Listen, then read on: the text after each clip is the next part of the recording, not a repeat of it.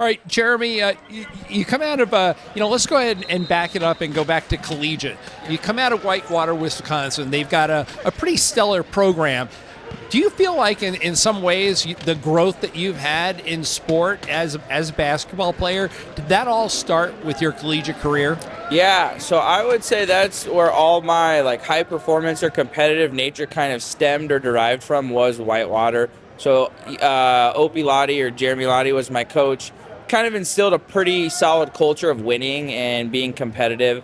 So I got my first tryout when I was in Whitewater, and that's kind of what led to me trying out for national teams, believing I could make that level and things like that, is because at Whitewater we get a confidence instilled in us that if we want to make it to that level, we have all that we need to do right there in that small town. So it's pretty awesome.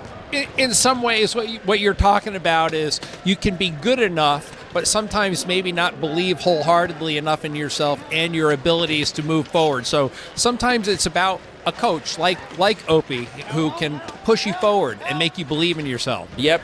Yeah, I mean, we did drills, we did certain things and practices that gave us that internal confidence that we were prepared or ready for those moments, right? So it's practicing like we're in a game, getting in the gym and scrimmaging, getting held accountable by an individual where they're doing what they expect of us, right? So they're expecting us to be in the gym at 6 in the morning, working out, playing basketball, and then being there at night scrimmaging. He's there doing it as we're doing it, right? So the expectations that were on us is from an individual that was doing what was expected. So it was really easy just to kind of follow lead. How does it transfer over when you're moving from one level to another? The collegiate program, it's intense. You're still playing a very high level of ball, but then you go on to that international level where you got to start playing against other countries, people you don't see very often. Yeah. How does it translate? So I always think of it in a way where you still use the same fundamentals that you would use as a juniors player, right? But you're just performing them at a higher level and a more intense level, right? Everybody's throwing the hook pass with their outside hand, keeping it away from the defender. Whether you're a juniors player or you're an international player, it's just performing that task or that skill on a much higher level, right? So all of your fundamentals and all of the reads and ideas that you do in the game don't really change. It's just the level and the pace of the game that changes. So then you have to adapt and develop that quicker thinking, more of a active time and things like that, right? You're never really developing these different sets of skills. It's just kind of refining the fundamentals that you already have.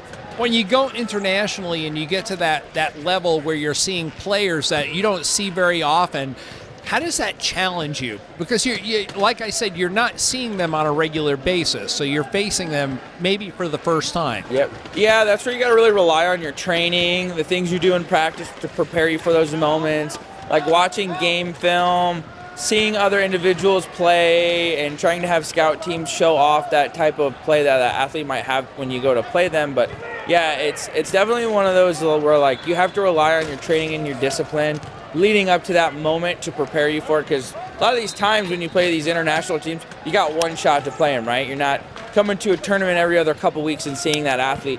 So you've got to really rely on your preparation to give you the highest success in that moment. As a 2.0, you're right there in that sweet spot. You're in the middle. What are the characteristics that you have to bring to the table to help your team win? So for me, one of my greatest attributes or skills is that I'm a relatively solid shooter. I have a pretty good form, relatively accurate once I get into a rhythm. But the things I have to rely on more is my speed and my defensive skills may not be up to par with high pointers. So I got to rely on my communication. I got to overcompensate with my vocalization out on the court to allow me to play in defense and to play with a quicker speed, and that helps even the playing field for me. So for me, it's upping my communication and having great intensity, and then also making sure that I'm very consistent with my shot, because if I'm not shooting well, I'm probably not going to be on the floor. How was it playing for Rob Taylor? It was awesome. So with a lot of the coaches that we've had in the high performance pools, like Rob and Scott Meyer was our assistant coach. I've known them since I've been a little kid, right? I was playing against Rob when he was coaching a juniors program in Chicago, right? So I had a really great dynamic and relationship with Rob. I'm very fortunate I got to get coached by him at that international level. He's great, awesome dude.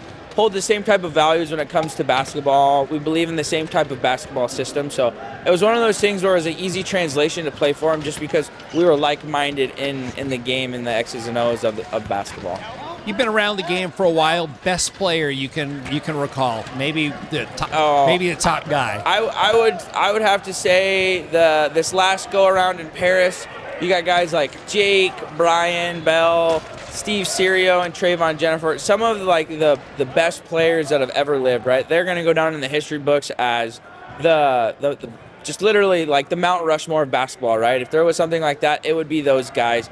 It would be that core four that really led us to 3 gold medals in a row, right? So I can't think of anybody else that would really be like the GOAT of wheelchair basketball. So you're talking about defenders, so we can go ahead and bounce right into that. Trey Jennifer is a pretty good defender. Yes, that is definitely a guy you want on your side playing defense. He can lock up anybody and put him in a box out there on the court. It's amazing to watch, but very, very good to have him on your side for sure. Best international rivalry?